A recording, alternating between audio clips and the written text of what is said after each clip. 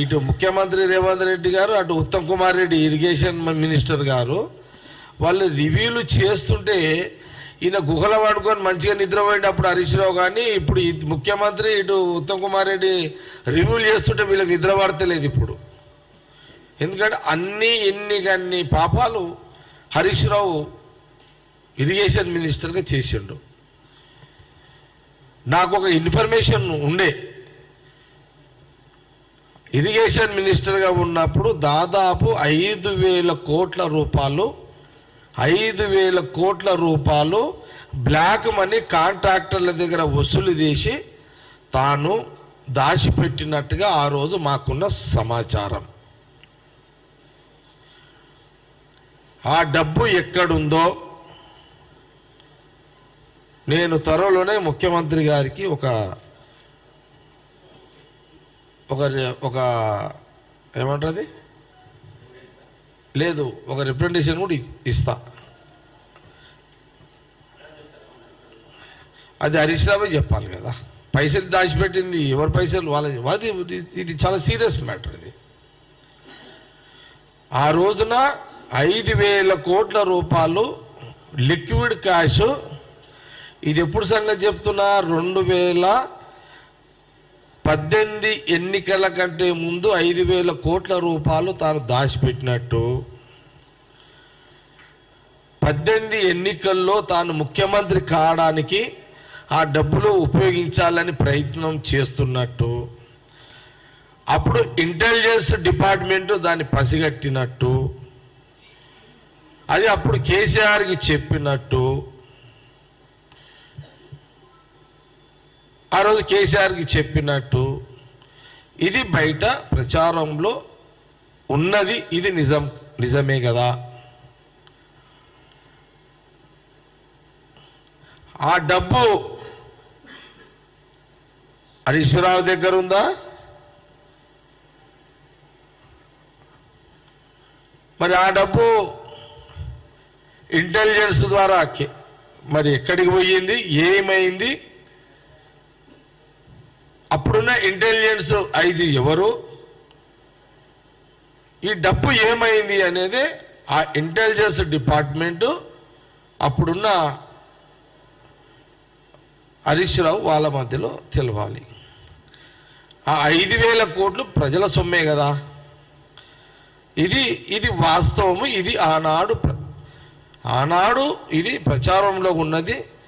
మేము దీని మీద ఎంత చెప్పాలని ప్రయత్నం చేసినా వాళ్ళ గవర్నమెంట్ ఉండే కాబట్టి దీని మీద ఎక్కడ కూడా చర్చకు రాకుండా మీడియాలో కానీ ఇవన్నీ కూడా చేసారు. ఇప్పుడు నిన్న ముఖ్యమంత్రి రేవంత్ రెడ్డి గారు, ఉత్తమ్ కుమార్ రెడ్డి గారు అసలు ఈ యొక్క ఇరిగేషన్ ప్రాజెక్టు మీద సంబంధించిన అంటే దీనివల్ల ఎంతమంది రైతులకు లాభం, అసలు రైతులకు నీళ్ళే లేవు, ఇది కేవలము డబ్బుల సంపాదన కోసమే ఈ ప్రాజెక్టులు అనే దాని మీద చాలా స్పష్టంగా సీఎం రేవంత్ రెడ్డి గారు, ఇరిగేషన్ మంత్రి ఉత్తమ్ కుమార్ రెడ్డి గారు వాళ్ళ రివ్యూలో వాళ్ళకు వచ్చిన విజిలెన్స్ రిపోర్ట్లో వచ్చింది. అందుకే ముఖ్యమంత్రి గారు అండ్ ఉత్తమ్ కుమార్ రెడ్డి గారు ఇమ్మీడియట్గా ఒక ఏఎన్సీని సస్పెండ్ చేయడము, ఒక ఏఎన్సీని రిజైన్ చేయడం, రెండు కూడా జరిగిపోయింది. ఇది ఒక చరిత్ర. బహుశా ఇంకొకరో ఇద్దరు ఏఎన్సీలు ఉన్నారు నాకున్న సమాచారం ప్రకారము. ఈ ఈఎన్సీల దగ్గర కూడా విచ్చలవిడిగా బ్లాక్ మనీ ఉన్నది. ఇంకా ఒకరో ఇద్దరు ఎవరో ఇంకొక ఆయన ఉన్నాడు, పేరు ఏదో ఉన్నది నాకు,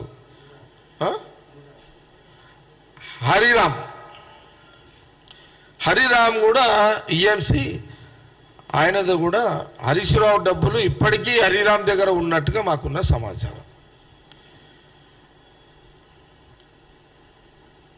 ఇప్పుడు మాలాంటి వాళ్ళు చాలామంది ఓడిపోవడానికి ఈ పైసలే కొంపముంచినాయి మాకంతా.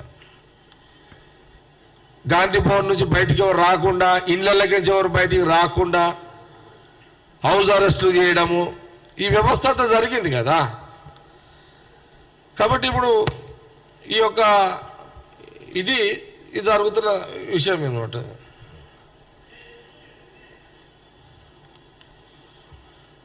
అందుకే మీరు చూడండి, అప్పుడున్న కేసీఆర్ గారు 2018లో రాగానే హరీష్ రావుకి మినిస్టర్ కూడా ఇవ్వలేడు. చూడండి, క్యాబినెట్లో మినిస్టర్ ఇవ్వలే, 1 ఇయర్ ఇవ్వలే, 1 ఇయర్ ఇవ్వాలి, 1 సంవత్సరం దాకా ఇవ్వలేడు.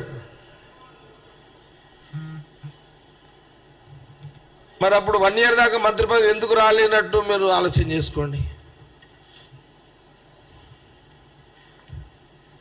అందుకనే ఈ అసెంబ్లీ సమావేశంలో కాంగ్రెస్ పార్టీ ఈరోజు క్యాబినెట్, ముఖ్యమంత్రితో పాటు క్యాబినెట్ మంత్రులంతా కూడా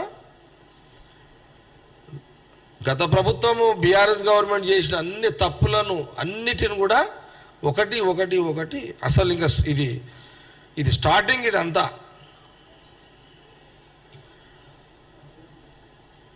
కాబట్టి వేల కోట్ల రూపాయలు గాయమైపోయినాయి. మార్కెట్లో పైసనే లేదు, అసలు మార్కెట్లో డబ్బులు లేవు, లేవు. హరీష్ రావు 5,000 కోట్లు, కవిత ఎంత చేసిందో తెలియదు, ఆ సంతు ఎంత చేసిందో తెలియదు, సంతోష్ ఎంత చేసిండో తెలియదు.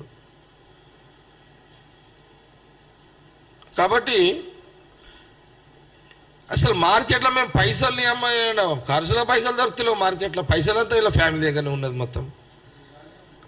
ఇదే విచిత్రంగా ఉన్నది తెలంగాణలో, నిజము.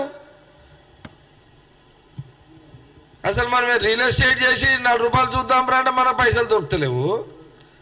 వీళ్ళు కుప్పలు సంచులల్లో, గోనె సంచులల్లో ఆడబెట్టేసారు, ఏ గుహలో పెట్టారు. ఎంత విచిత్రమైన 9 ఏళ్ల పరిపాలన. సబ్స్క్రైబ్ చేయండి.